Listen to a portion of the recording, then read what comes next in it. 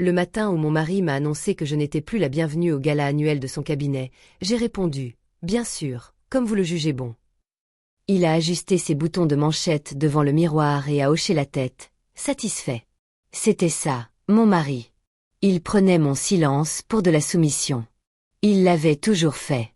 Il s'appelait Richard, docteur Richard Callaway, chirurgien cardiothoracique.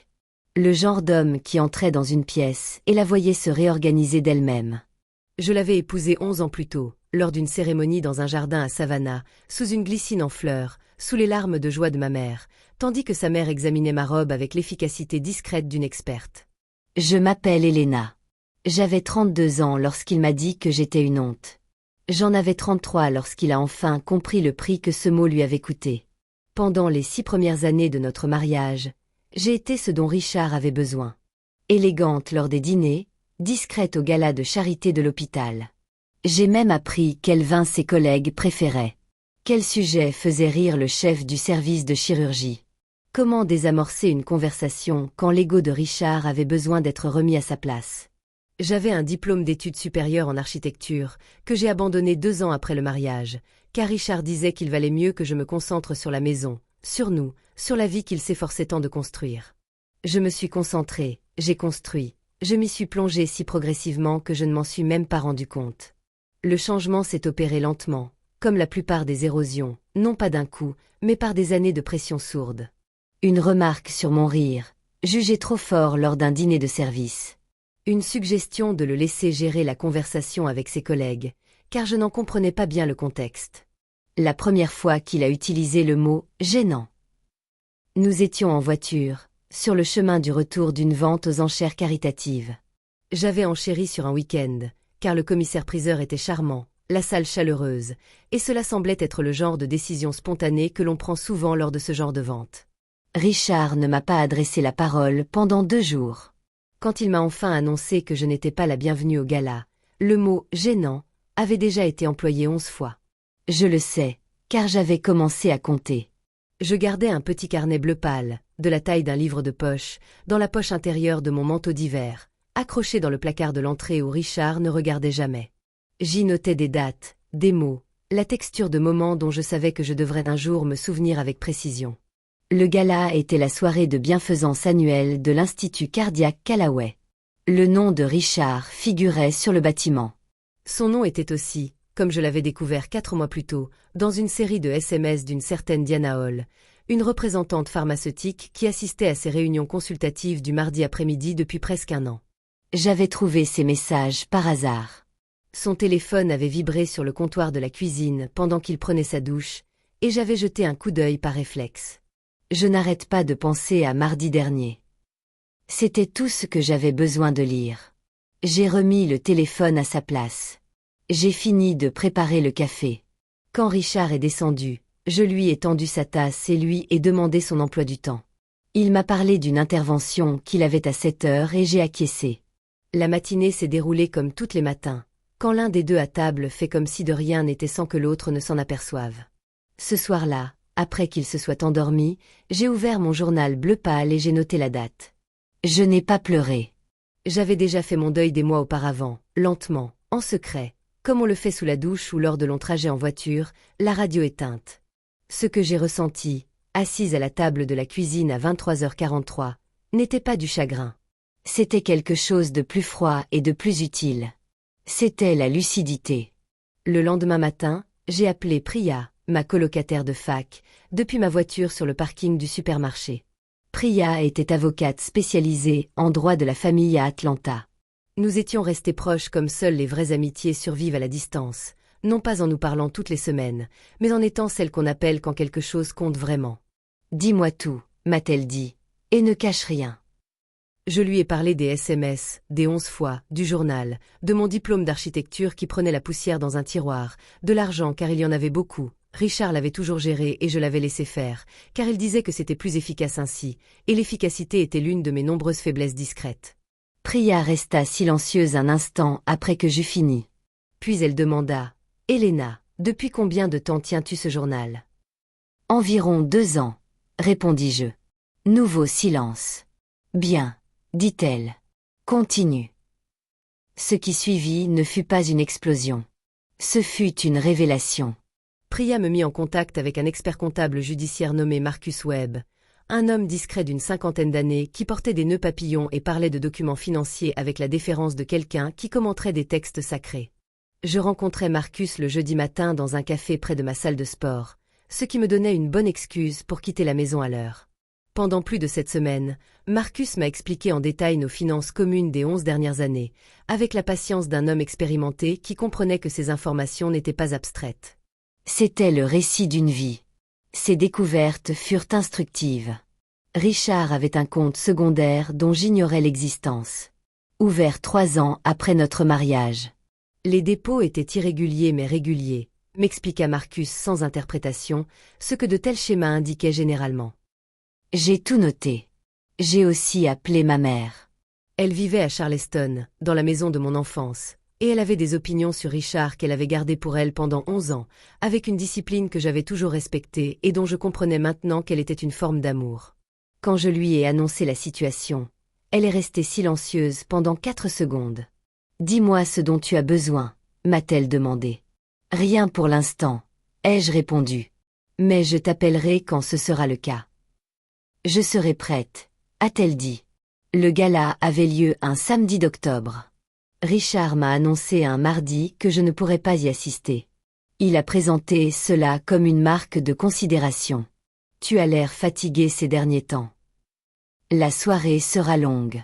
Ces choses-là vous épuisent. » Et quand je l'ai regardé et que j'ai dit « Bien sûr, faites comme vous le jugez bon », il s'est visiblement détendu. Il croyait à cette phrase.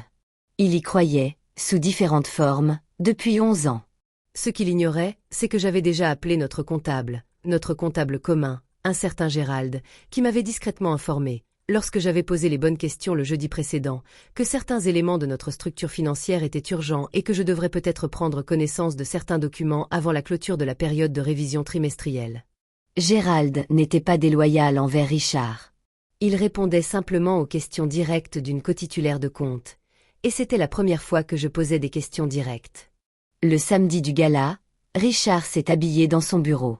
Il y avait installé ses affaires 3 semaines plus tôt, suite à une dispute concernant la liste des invités pour le dîner d'anniversaire de sa mère. Une dispute au cours de laquelle il m'avait reproché mon incapacité à rester à ma place, une habitude qui commençait à l'exaspérer. J'avais acquiescé. J'étais allé dans la chambre d'amis. J'étais resté allongé dans le noir à réfléchir au marquage au sol et à qui les traçait. Il est parti à 18h15. De la fenêtre de l'étage, je l'ai regardé descendre l'allée en voiture. Puis j'ai ôté mon peignoir, enfilé le blazer gris que j'avais acheté spécialement pour ce jour-là et pris la voiture pour rejoindre Priya à son bureau. Nous avons travaillé jusqu'à minuit. Le lundi suivant, Richard est arrivé au petit déjeuner de bonne humeur. Le gala s'était apparemment bien passé. Diana y était. Je le savais non pas parce qu'il me l'avait dit, mais parce que j'avais vu une photo publiée ce matin-là sur les réseaux sociaux de la fondation de l'hôpital. Richard en smoking, Diana en robe verte, debout à une distance qui semblait tout à fait normale pour 2 personnes censées se connaître professionnellement. Il lui a versé son café et a parlé du montant des dons, mentionnant que le chef du service de chirurgie avait prononcé un discours émouvant. J'ai posé les questions appropriées. Je lui ai resservi un café. Quand il est parti pour l'hôpital à 7 heures, je suis restée un instant assise à la table de la cuisine à contempler la pièce que j'avais décorée, entretenue et où j'avais vécu pendant 10 ans. Je me suis dit, c'est la dernière matinée ordinaire. 3 semaines plus tard, j'ai déposé ma demande. L'avocat de Richard a appelé Priya dans les 2 heures qui ont suivi. J'étais alors chez ma mère à Charleston, assise sur la véranda avec une tasse de thé, à regarder son jardin. Elle était venue me rejoindre à mi-chemin. Quand mon téléphone a vibré et que j'ai vu son nom, j'ai laissé sonner. Il a laissé un message de 4 minutes. Je l'ai écouté une fois, j'ai noté la date et l'heure dans mon journal, et je n'ai pas rappelé. C'est lors de la phase de découverte des pièces que les choses se sont précisées. L'avocat de Richard s'est montré agressif, d'une manière que Priya a qualifiée de prévisible. Il a soutenu que ma contribution au mariage était limitée et que les revenus de Richard étaient le fruit de son talent et de ses efforts personnels, sans aucun lien avec l'organisation du foyer que j'avais mise en place, la vie sociale que j'avais gérée, ni la carrière que j'avais mise de côté. Il a utilisé le mot « style de vie » pour décrire ce qu'on m'avait fourni. J'avais un expert comptable judiciaire, 2 ans d'écriture comptable, une capture d'écran de mon téléphone que j'avais prise sur le comptoir de la cuisine à 6h42 du matin, avant même que le café soit prêt, et un relevé de 11 années de décisions financières que Marcus avait documenté avec la méticulosité de quelqu'un qui savait que les détails sont primordiaux. J'avais aussi Diana, non pas comme adversaire, mais comme preuve, car il s'est avéré qu'elle avait perçu pendant 14 mois ce que les documents financiers de Richard qualifiaient d'honoraires de conseil, provenant d'un compte secondaire. Marcus l'avait découvert lors de la 3e semaine de nos séances du jeudi. Il avait posé les documents pertinents devant moi sans un mot et avait attendu que je les lise. J'ai levé les yeux. « Combien ?» ai-je demandé. Il me l'a répondu. Je l'ai noté. Diana n'a pas été appelée à témoigner. Son implication a été révélée uniquement par des documents que Richard n'aurait jamais imaginé trouver, car il n'avait jamais imaginé que je les chercherais. L'agressivité de ses avocats s'est apaisée lors de la 2e semaine de médiation, lorsque Priya a déposé le résumé financier sur la table. La médiatrice, une femme nommée Patricia Ham, exerçait ce métier depuis 23 ans. Elle ne réagit pas aux documents. Elle les examina simplement, les organisa avec le soin d'une personne expérimentée qui savait comment procéder, et poursuivit le processus. Richard s'assit en face de moi pour la première fois en 6 semaines. Il portait le costume gris anthracite qu'il arborait lors des réunions importantes. Il consulta les documents, puis me regarda, et je reconnus son expression. Je l'avais déjà vu une fois, lors de la vente aux enchères caritatives, dans la voiture sur le chemin du retour. Mais cette fois, il y avait quelque chose de différent, une émotion sous ce regard. Je le fixai sans détourner les yeux. Je n'éprouvais aucun sentiment de triomphe. J'éprouvais une sérénité qui me surprit, à mon image. L'accord fut finalisé en 11 jours. Je reçus ma part de nos biens communs, bien plus importante que ne le laissaient entendre les arguments de Richard concernant son train de vie.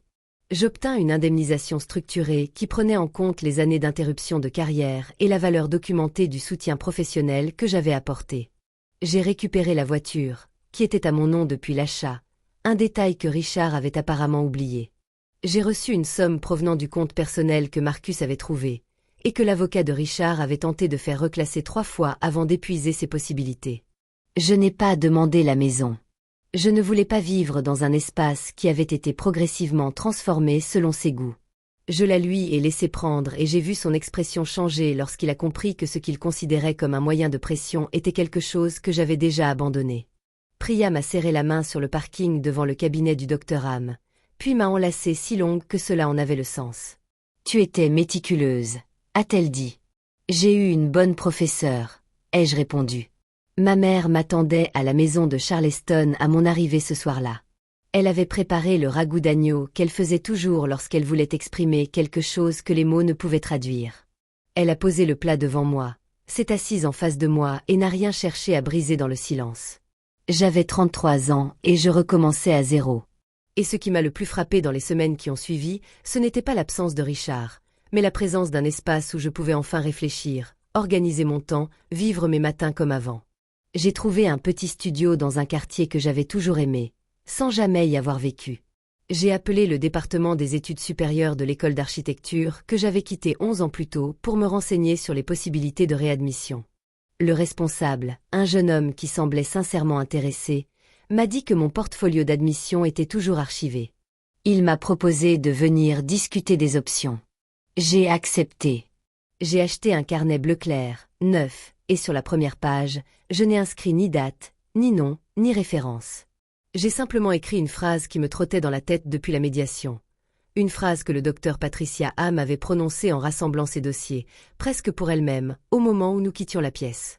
Les personnes les plus silencieuses sont généralement celles qui ont déjà pris leur décision. Richard a appelé 2 fois en novembre. J'ai laissé les 2 appels aller sur sa messagerie. Ces messages étaient plus courts que le premier. Moins de colère, plutôt une sorte de désarroi particulier, celui de quelqu'un confronté à des conséquences qu'il n'avait pas anticipées, car il ne croyait pas qu'elles le concernaient. Je n'ai pas rappelé. Je n'avais plus rien à expliquer. Si vous vous êtes déjà retrouvé assis à une table de cuisine à minuit, à faire le calcul de votre propre silence, sachez que ces 11 fois n'étaient pas le début de la fin. C'était la fin d'un commencement auquel j'avais déjà survécu. Ce calcul n'a jamais concerné sa personne. Il concernait le temps que j'avais passé à croire que se faire oublier revenait à préserver la paix. Que disparaître revenait à être sage. Qu'une voix soigneusement mise de côté serait toujours là quand on en aurait besoin. La mienne l'était. C'est ce qu'il n'avait pas anticipé. Il pensait que la chambre d'amis était une punition. Dès l'instant où j'y suis entrée et que je me suis assise sur ce lit étroit dans l'obscurité, j'ai su que c'était la première pièce que j'avais entièrement pour moi seule depuis 11 ans. Le lendemain soir, quand il est rentré, s'attendant à des excuses, j'avais déjà passé 3 coups de fil qui allaient discrètement tout changer. Il est resté planté sur le seuil, m'a regardé et m'a demandé, sur ce ton si particulier qu'il employait quand il me proposait une solution pour arranger les choses. « On va régler ça. » J'ai levé les yeux de mon livre. « Oui, » ai-je répondu. Il a pris ça pour un accord. Il interprétait toujours mes phrases comme il le souhaitait. Simplement, la résolution ne ressemblait pas à ce qu'il attendait. Et à vrai dire, je crois que ça a toujours été le cas. La femme qu'il pensait avoir épousée, discrète, prudente, efficace pour disparaître, s'était entraînée à quelque chose depuis le début. Pas vraiment de la patience, pas de la tolérance, plutôt ce que ma mère appelait la préparation. La conscience qu'il y a une différence entre le moment où quelque chose se termine et celui où l'on décide que c'est fini. Et que c'est dans cet intervalle, si on y prête attention, que se produit tout ce qui est utile. J'y ai prêté attention. J'étais prête. Et quand le moment est venu, je n'ai pas élevé la voix. Je n'en avais pas besoin.